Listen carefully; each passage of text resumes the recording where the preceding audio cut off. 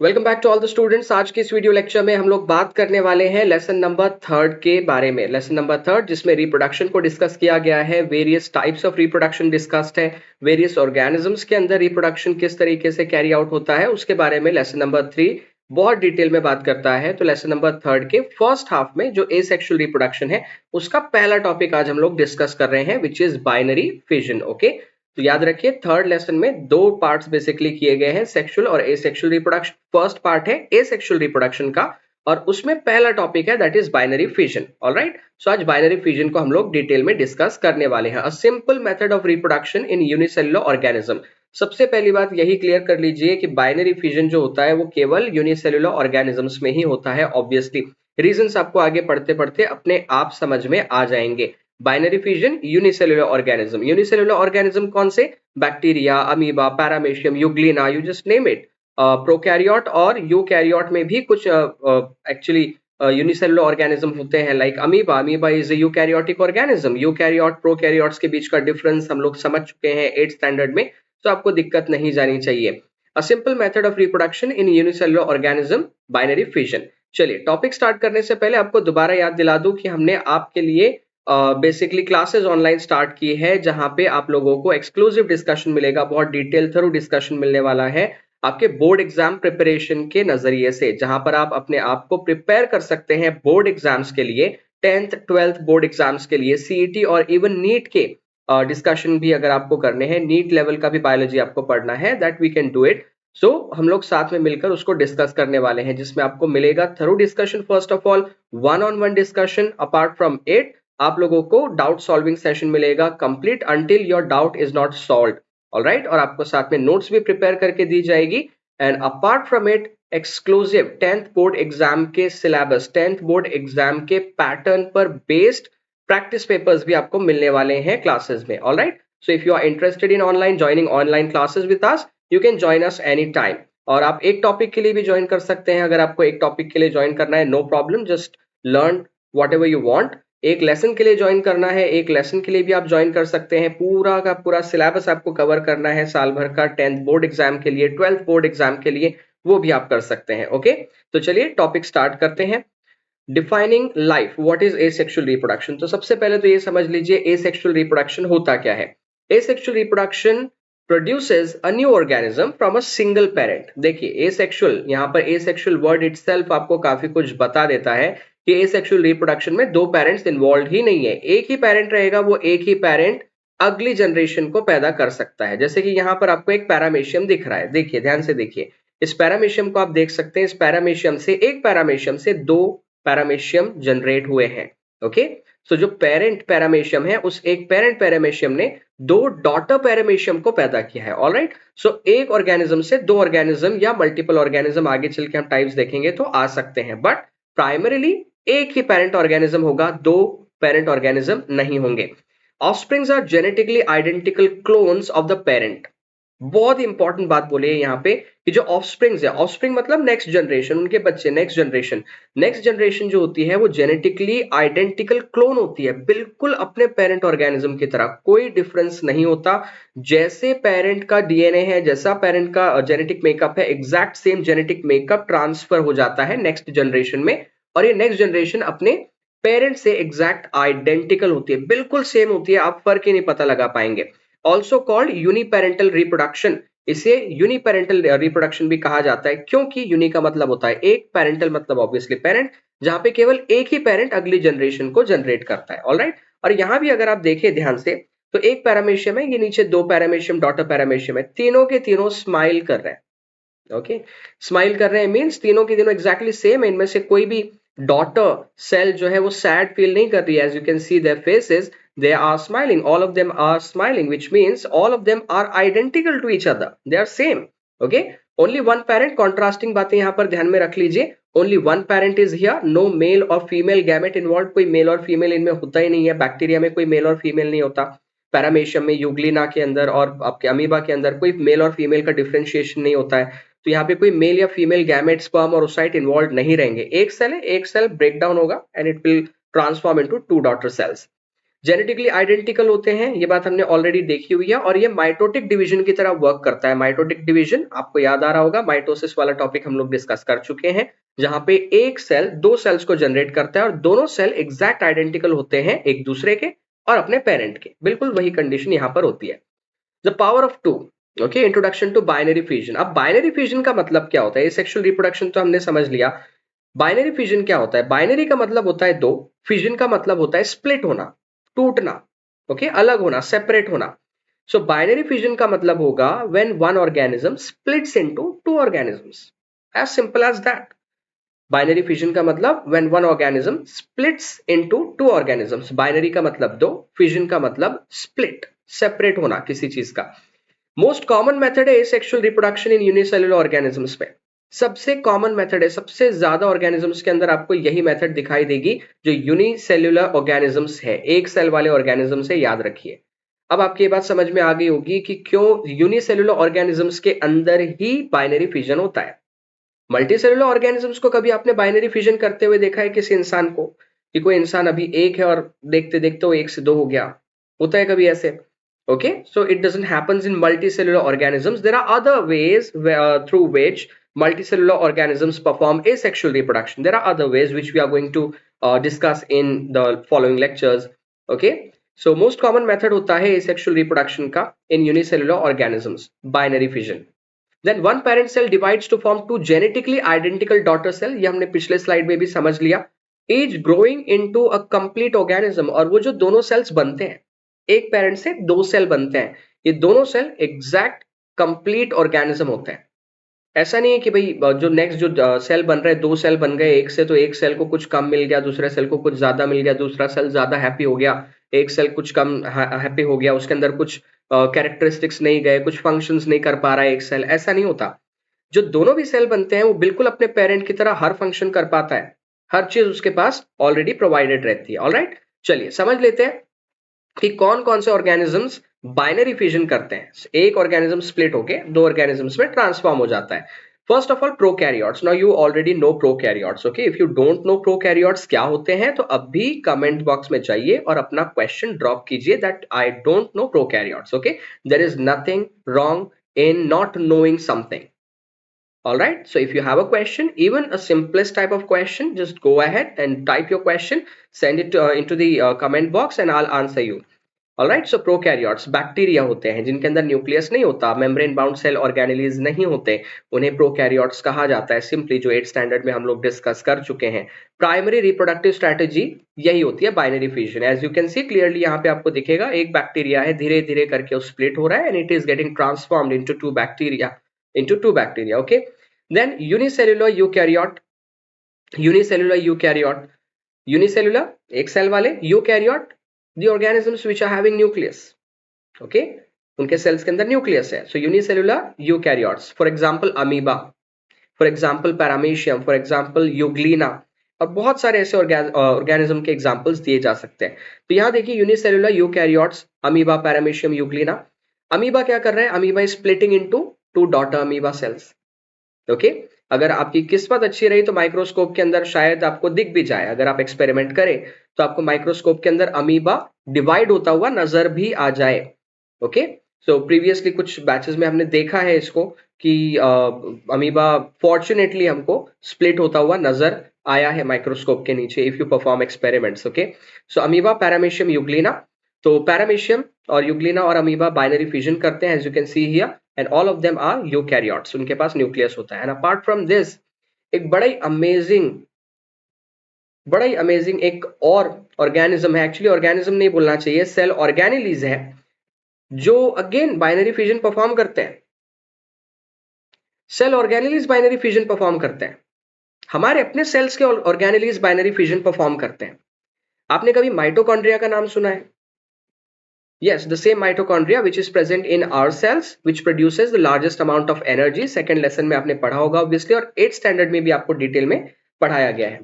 Apart from it, plants का plants, that chloroplast which provides them green color, which is responsible for photosynthesis.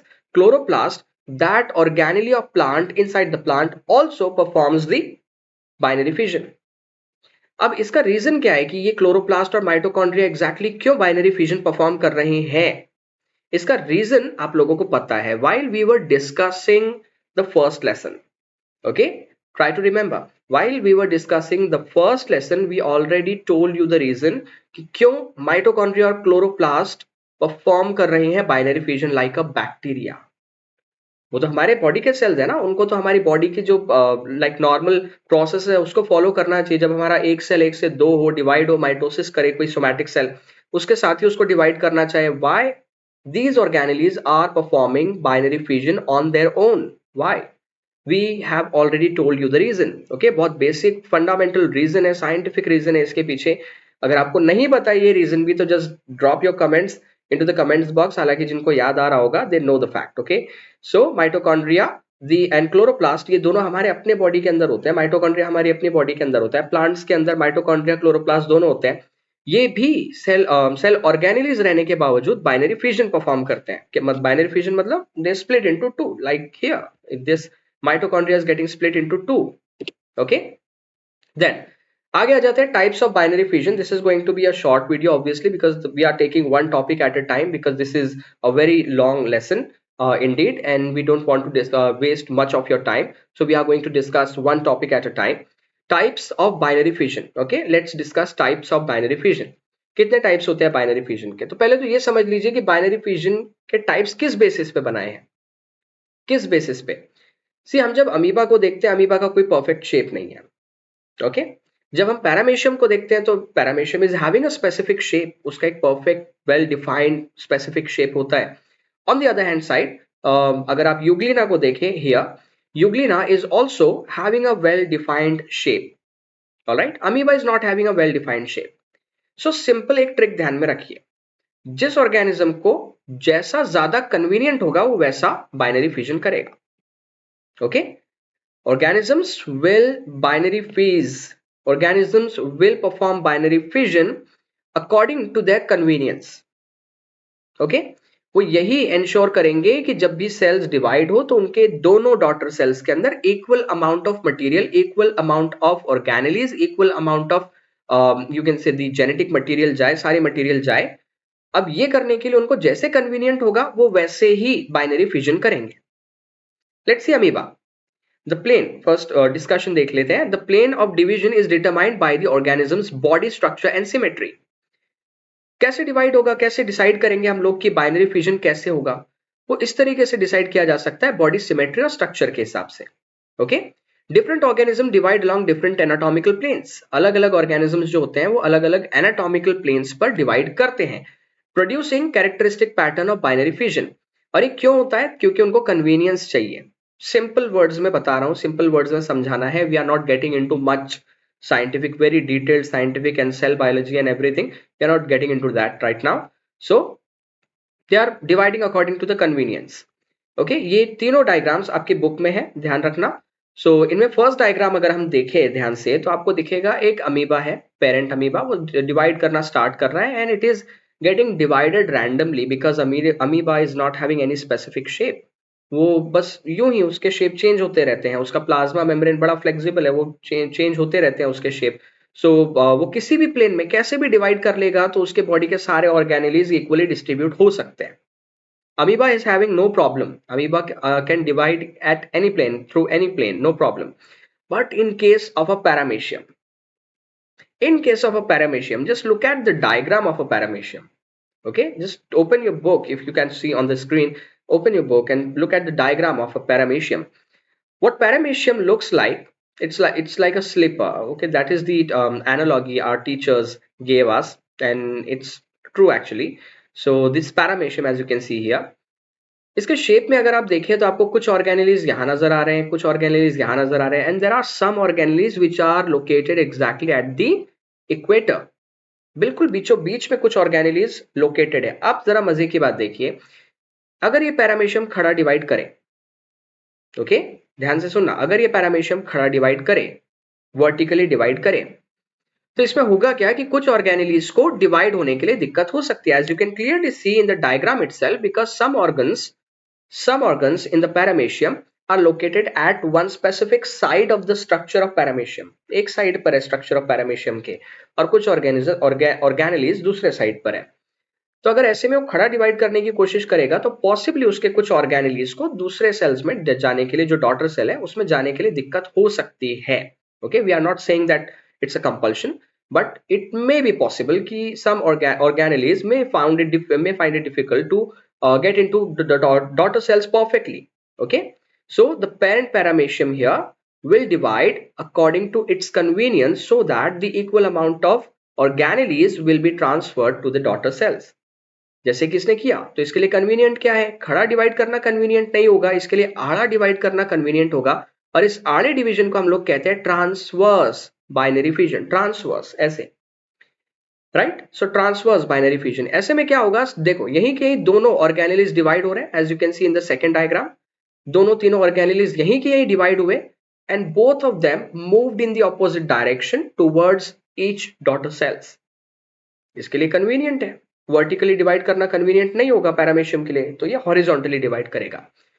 Now let's move on to the longitudinal binary fission. Longitudinal binary fission का क्या मतलब होगा? खड़े divide करना है. Okay, longitudinal vertically divide करना है. तो कैसे डिवाइड करना है? जरा इसका शेप देखिए, यूग्लिना का शेप देखिए. इसका शेप तो और भी ज्यादा ऑब्वियस है, आपको यहां से तो और भी ज्यादा क्लैरिटी से समझ में आएगा यूग्लिना के एग्जांपल से, कि यूग्लिना का जो शेप है वो थोड़ा सा इस तरीके का है कि अगर यूग्लिना आड़ी डिवाइड करे, for example let me take a pen here. Okay, so if euglena decides to divide like this in this plane, if euglena decides to divide like this plane, कि भाई मैं पैरामेशियम के जैसा divide करूंगी, if euglena decides to do that, okay, like transverse binary fission, if euglena decides that कि paramecium तो doctor बन रहा है, मैं भी डॉक्टर बनूंगी, पैरामेशियम तो इंजीनियर बन रहा है तो मैं भी engineer बनूंगी. If euglena decides that, it's not going to happen anyways. Why? Because the shape of euglena does not allows the euglena to divide transverse. Okay, why? Because euglena is having this structure over here, right? This structure is not at the other end of euglena. अगर ये structure Euglena के दूसरे side पर भी होता, दूसरे and पर भी होता, तो शायद हो सकता है कि यूग्लिना ट्रांसवर्स डिवाइड करे, लेकिन ऐसा नहीं हो रहा है. क्यों नहीं हो रहा है? क्योंकि यूग्लिना का एक स्ट्रक्चर एक स्पेसिफिक पार्ट पर ही है. सो यूग्लिना के लिए क्या कन्वीनियंट है? वो इस स्ट्रक्चर को यहीं डिवाइड करे. लाइक हियर सेकंड डायग्राम में you can clearly C Euglena के वो दो स्ट्रक्चर हो गए, न्यूक्लियस भी देखो डिवाइड हो चुका है, हो रहा है धीरे धीरे यहाँ पे, एंड स्लोली यूग्लिना के दो cells are getting separated from each other, right? So in this way you can clearly observe that organisms, unicellular organisms divide, binary fission perform करते हैं, they divide according to their convenience. Okay, it's not difficult to understand. So first type is simple binary fission because ये किसी भी plane पर हो जाएगा, ना आड़ा हो रहा है ना खड़ा हो रहा है डिवाइड, ये किसी भी प्लेन पर डिवाइड हो जाएगा. Paramecium on the other hand side, it will divide on a transverse plane, आड़े प्लेन में डिवाइड करेगा, ट्रांसवर्सली डिवाइड करेगा.